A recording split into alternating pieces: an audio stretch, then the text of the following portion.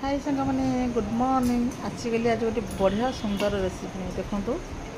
भाविल आप सेयार करेंगे बोली केते बड़ माछ मुंड भंगा माछर मुंड तो पुणी आज आसीगला शुक्रवार तो मुझे शुक्रवार खाइबी आइंस आसीगला तो मो बो को आज कहली मो बो आसी तो कहली टे माछ धोइया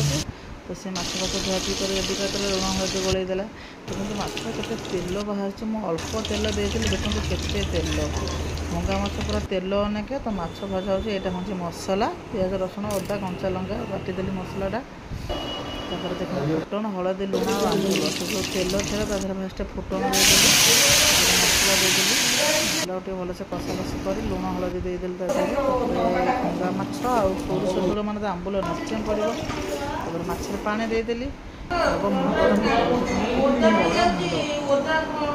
जेहेतु 1.5 मास मैं खाई नी आइंस आर शुक्रवार खाई पुणी आज गोटे शुक्रवार आइंस खाई माछटी फुटाफुटी होगा बेलू माछ जो पीस सब पकईदेली माछ तरकारी आमर होगला रेडी जीवा आम खाइबा आपण मैंने भी जानते खाइबे रही जय जगन्नाथ।